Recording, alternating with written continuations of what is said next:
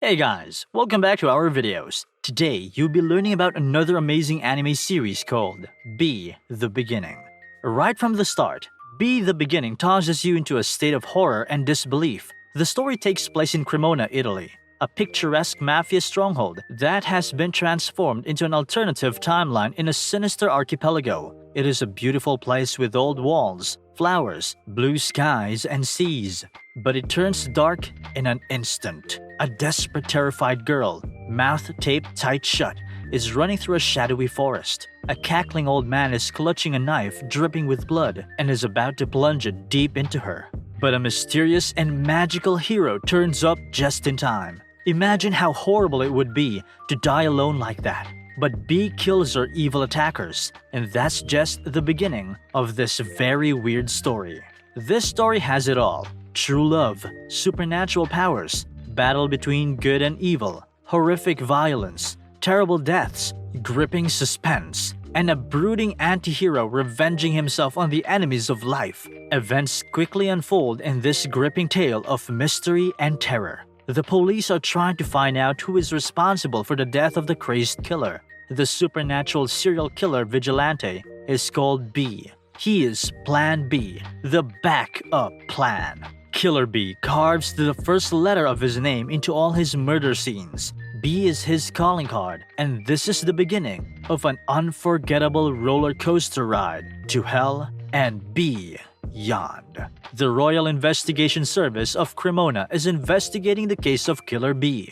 B is suspected of murdering criminals, but they want to find out who he is in any case. Killer B has two identities. One of his identities is Koku. Koku is a quite long-haired young man with one gray eye and one teal eye. Teal is somewhere between green and blue. His other identity is the Black Winged King. His left eye has 3 red pupils. His skin turns black, and his back has sprouted black wings. His left arm and left leg can both turn into blue steel. He's a deadly enemy, sure enough. Killer B, Koku, or the Black Winged King, meets Queen, one of the leaders of a secret criminal organization called the Market Makers. Queen has curly red hair, pale eyes, superhuman speed and strength, and accelerated healing powers. But this meeting does not end well. Not for Queen, at least. Before he kills Queen, Killer B explains his side of the story. This is a human that I'm allowed to kill. He deserves to die. Queen meets B on the top of a speeding train. Queen stabs one of his market maker associates through the head and dumps his lifeless corpse under the carriage of the train before charging at B with a barrage of lethal sword strokes. But Killer B, the Black Winged King, kicks Queen backwards to make space for himself.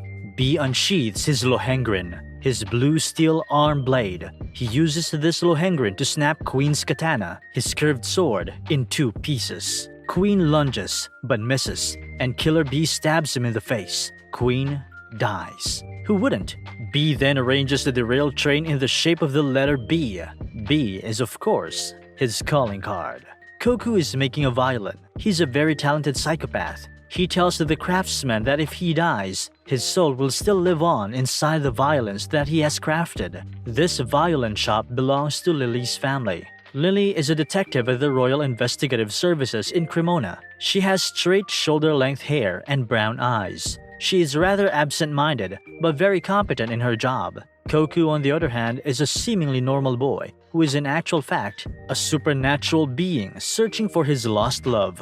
Lily treats Koku like a younger brother, even promising to set up a date with him with one of her friends. She has no clue that he is an assassin on a mission. The Royal Investigative Services dash to a charity gala to save the mayor and the other public officials from poison gas. Here, Koku meets Izanami, a member of the secret criminal organization of the Market Makers on the roof. The Market Makers are an organization of supernatural beings, laboratory mutants that pose a threat to anyone they might meet. These evil mutated Market Makers release a knockout gas. Kayla, a blonde tech-savvy agent at the Royal Investigative Services, is battling mysterious hackers. Keith Flick, a short-tempered mop-haired mathematical genius, has been called out of retirement to investigate the horrible murders. His jacket is unbuttoned and his pants are too short. Erica, Keith's doomed little sister, has been tortured and brutally murdered. He is haunted by the ghost of his dead sister and desperate to track down her killer.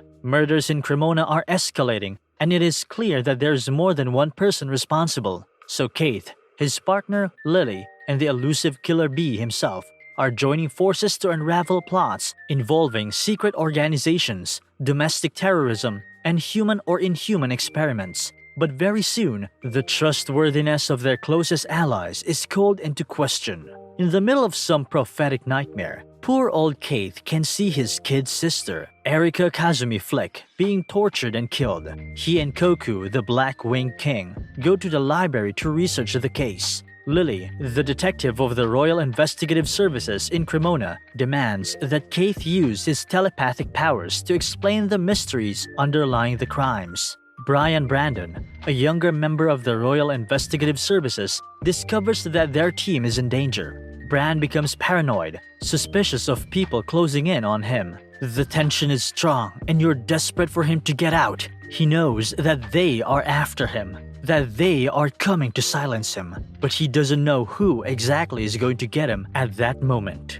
Bran is attacked just before he can leave the building. Bran survives the attempt to kill him, but suspects that the market makers have infiltrated the Royal Investigative Service. Blonde, blue-eyed member of the investigative team, Kayla, recovers data from Bran's damaged laptop, but the surveillance program is shut down before she can trace it. She has no clue who their enemies could be. Keith sets a trap for Bran's attacker, but the attacker kills himself so Keith can get the blame.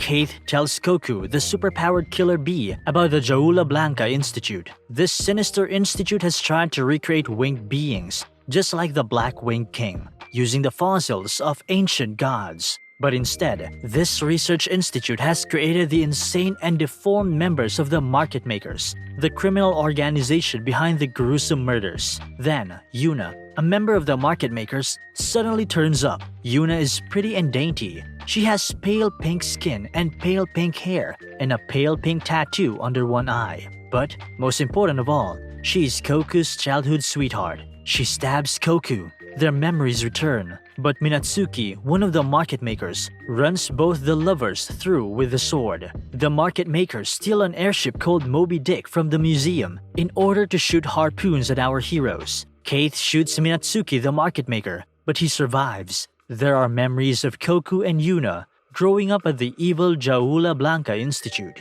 Koku has survived, but his protectors have perished. Keith is asking Koku about Dead Kyle, the superhuman psychopathic killer that murdered his poor sister Erika.